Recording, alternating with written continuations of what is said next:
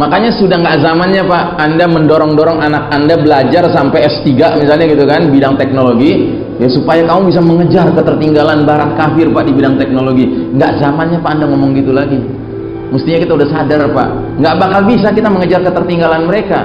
Bukan karena nggak mau, bukan karena nggak bisa, tapi karena nggak akan diizinkan sama mereka. Mereka akan halangi kita Pak. Makanya banyak putra-putri muslim dari negeri muslim yang belajar ke barat, Amerika, Eropa. Kalau dia brilian, ya IP-nya tinggi, IPK-nya tinggi Pak, indeks prestasi kumulatifnya tinggi, dia kalau perlu nggak diizinkan pulang ke negeri muslimnya, dikasih kewarganegaraan setempat, dikasih pekerjaan, ya kan? Supaya apa? Brain drain, disedot Pak otaknya yang cerdas itu. Yang penting jangan dimanfaatkan oleh negeri kaum muslimin. Gimana kabar kalian? Kami doakan semoga sehat selalu. Terima kasih telah mengikuti channel kami.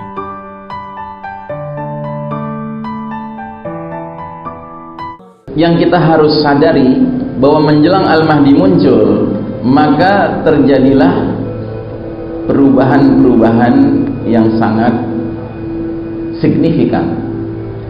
Perubahan geopolitik. Tadi significant depopulation sudah kita bahas, berkurangnya secara drastis jumlah penduduk bumi. Perubahan peradaban, gimana nggak berubah apa peradaban? Tiba-tiba nggak ada lagi alat-alat komunikasi yang kita nikmati sekarang ini Pak, nggak ada lagi namanya naik motor, naik mobil, naik pesawat, nggak ada Pak. Kita harus kembali mensyukuri nikmat kaki kita Pak, dengan banyak berjalan kaki atau naik hewan ciptaan Allah. Keledai, kuda, onta, ya, sapi, kerbau, ya. Itu yang bisa kita gunakan. Jadi dunia berubah sama sekali Pak. Peta dunia berubah Pak. Dan akhirnya sentral kesibukan umat manusia itu adanya di sini saja.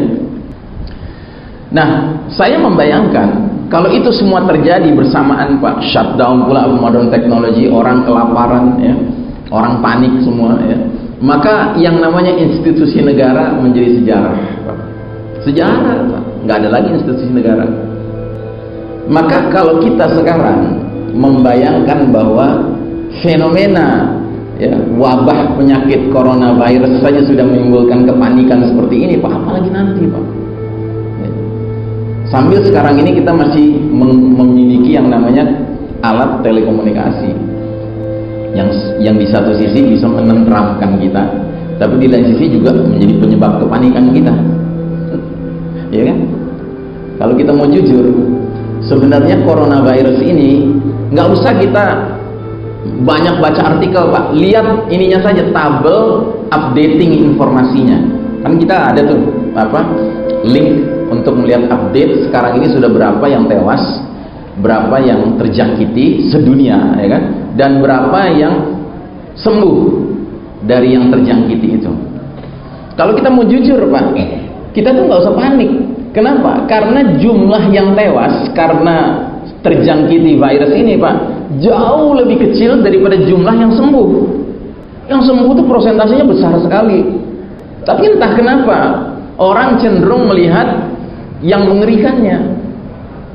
Ini padahal baru coronavirus Pak, belum tiba-tiba peta dunia berubah, ya, belum tiba-tiba di mana-mana gelap gulita 40 hari 40 malam, ya. Kayak apa Pak dunia Pak? Nah, jadi dalam kondisi seperti itulah, ya, Allah Ta'ala akan menghadirkan pemimpin kita, ya. Nah, jadi ketika kaum kufar masih menguasai teknologi modern seperti sekarang, maka sistem Dajjal, sistem kafir syirik yang disebut sistem Dajjal ini dapat seenaknya menjalankan berbagai kezalimannya Pak. Contoh, teknologi digunakan untuk kezaliman dalam hal surveillance, dalam hal pengawasan ketat setiap individu. Ini kan mengerikan sekali Pak. Nah, jadi saudaraku rahimakumullah, surveillance ini makin hari semakin ingin dioptimalkan, dan kita ini akan menjadi bagian dari yang di surveillance, ya, dipantau.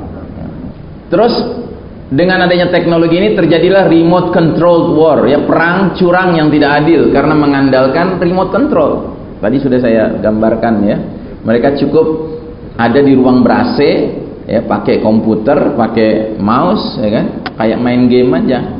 Target lock, sudah pencet knob, drone bergerak dengan rudal. Penyebaran hoax dan fitnah, ya, dahsyat sekali. Dengan teknologi canggih sekarang ini, hoax dan fitnah itu tersebar dengan sangat mudahnya.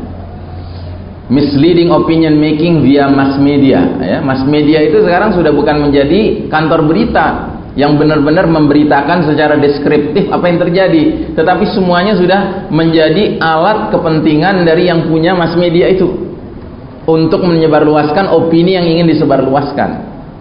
Terus juga teknologi canggih telah mengembangkan fake money, ya, uang palsu, digital finance, ya, orang mengandalkan rasa kaya dan rasa miskinnya berdasarkan jumlah nol yang ada di belakang saldo dari e-bankingnya, mobile bankingnya, gitu.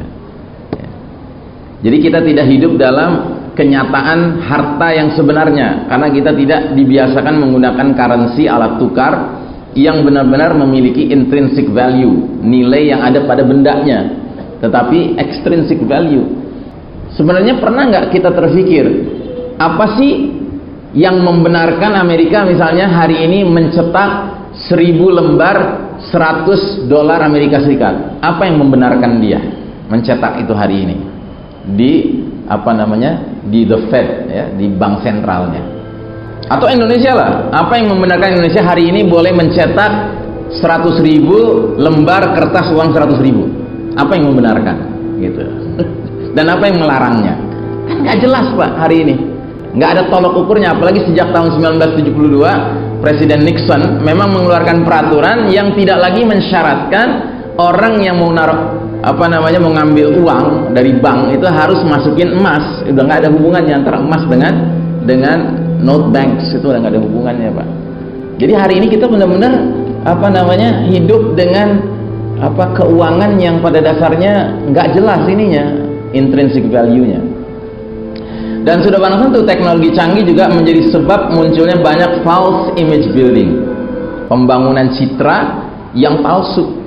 Misalnya orang yang sama sekali nggak punya keahlian tertentu bisa digambarkan seperti punya keahlian tertentu, dan orang yang sebenarnya sangat pakar di satu bidang, ya kan, bisa ditampilkan menjadi sangat blow on, yang sangat kelihatan nggak ada mutunya, gitu. Tergantung bagaimana bisa mengolah rekaman tentang si orang tersebut. Nah, jadi selama kaum kufar menguasai teknologi modern, maka umat Islam terus-menerus menjadi underdog yang dijadikan mangsa dan bahan permainan mereka, ya. Ingat hadis buih, ya, hadis di mana Nabi mengatakan bahwa kalian umat Islam nanti akan diserbu bangsa-bangsa lain seperti memperebutkan makanan dalam satu mangkok. Sampai seorang sahabat bertanya, "Ya Rasulullah, apakah karena kita jumlahnya sedikit?" Kata Nabi, tidak, jumlah kalian banyak, sangat banyak, tapi kalian seperti buih yang mengapung di air, nggak ada bobotnya. Allah telah mencabut rasa takut musuh kepada kalian, dan Allah telah tanamkan penyakit wahan dalam hati kalian, yaitu penyakit hubbud dunya wa karahiyatul maut, ya. Nah, jadi berbagai subsistem kehidupan mereka kuasai dan tidak izinkan umat Islam memilikinya, mengembangkannya, apalagi mengambil alih untuk menguasainya. Nggak boleh. Makanya sudah nggak zamannya, Pak, Anda mendorong-dorong anak Anda belajar sampai S3 misalnya, gitu kan, bidang teknologi, ya, supaya kamu bisa mengejar ketertinggalan barat kafir, Pak, di bidang teknologi. Nggak zamannya, Pak, Anda ngomong gitu lagi. Mestinya kita udah sadar, Pak, nggak bakal bisa kita mengejar ketertinggalan mereka. Bukan karena nggak mau, bukan karena nggak bisa, tapi karena nggak akan diizinkan sama mereka. Mereka akan halangi kita, Pak. Makanya banyak putra-putri muslim dari negeri muslim yang belajar ke barat, Amerika, Eropa, kalau dia brilian, ya, IP-nya tinggi, IPK-nya tinggi, Pak, indeks prestasi kumulatifnya tinggi, dia kalau perlu nggak diizinkan pulang ke negeri muslimnya, dikasih kewarganegaraan setempat, dikasih pekerjaan, ya kan, supaya apa? Brain drain, disedot, Pak, otaknya yang cerdas itu. Yang penting jangan dimanfaatkan oleh negeri kaum muslimin. Apalagi yang sifatnya kolektif, Pak, yang sifatnya pribadi saja dia begitu kan, ya. Nah, jadi shutdown of modern technology bagi kaum beriman merupakan keberkahan dan pertolongan dari Allah Subhanahu wa Ta'ala. Saat itu terjadi, umat Islam bisa istirahat dari perlombaan di bidang teknologi melawan barat kafir. Seketika posisi kaum beriman akan menjadi setara dengan barat kafir. Sama-sama nggak punya apa-apa, iya kan? Anda pikir sekarang barat kafir ini bisa merasa sombong, bisa merasa terus-menerus supreme di atas kita? Itu karena apa? Karena mereka menguasai teknologi canggih, Pak. Sama, Cina juga begitu. Bahkan Cina lebih dahulu kesombongannya keterlaluan sampai akhirnya Allah kasih ujian coronavirus ini. Ketika ulang tahun Partai Komunis Cina ke-70 kemarin, di acara acara pidatonya si Jin merah jambu itu, Jinping, ya kan? Jin merah jambu kan? Ya kan? Dia itu mengatakan apa? China is invincible. China ini nggak bisa terkalahkan, nggak ada kekuatan manapun bisa mengalahkan China. Tapi nggak hanya itu, Pak. Yang lebih kurang ajar lagi dia katakan, kitab suci akan kita edit supaya sesuai dengan ideologi ya, komunis. Itu baru niat, Pak. Baru niat merubah kitab suci, udah dibegitukan sama Allah Ta'ala. Nah, jadi saudaraku rahimakumullah, dengan kecanggihan teknologi yang dikuasai China, mereka juga merasa supreme sekali, Pak, sekarang. Ya, supreme sekali. Ya. Dua sekarang kan ini yang beradu ini, Amerika dengan China. Ya, yang merasa memiliki artificial intelligence kan dua ini, ya, berlomba-lomba mereka. Nah, sama Allah dimatikan, teknologi canggih ini dimatikan, ya, bukan untuk mengalahkan China atau mengalahkan Amerika, tidak, untuk mengalahkan semuanya, untuk membuka jalan bagi umat Islam agar menjadi setara dengan kafir Barat. Ya Allah bukakan jalannya, Pak. Sisanya terserah kita.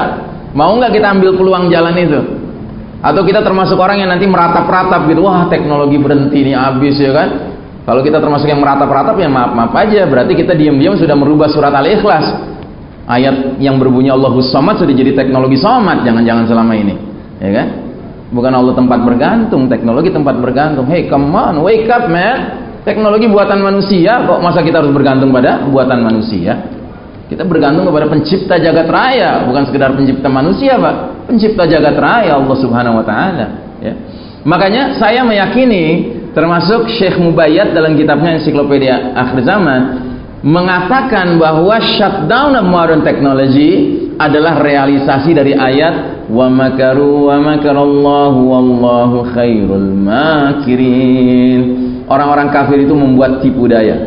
Mereka bikin sistem dajjal yang mengandalkan teknologi canggih. Dan Allah membalas tipu daya mereka, dan Allah sebaik-baik pembalas tipu daya.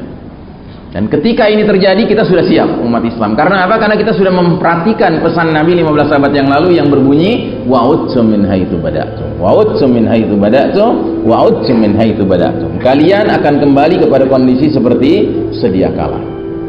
Kalian akan kembali kepada kondisi seperti sedia kala, dan kalian akan kembali kepada kondisi seperti sedia kala. Para sahabat tidak mengerti apa yang dimaksud saat Nabi SAW menyampaikan hal itu. Sebab mereka tidak mengalami berbagai kecanggihan teknologi modern yang kita alami sekarang. Namun saat kita sekarang mendengar hadis tadi, kita dapat memahami dan membayangkan bahwa yang dimaksud Nabi adalah fenomena shutdown of modern technology. Kita akan kembali kepada kondisi seperti sedia kala.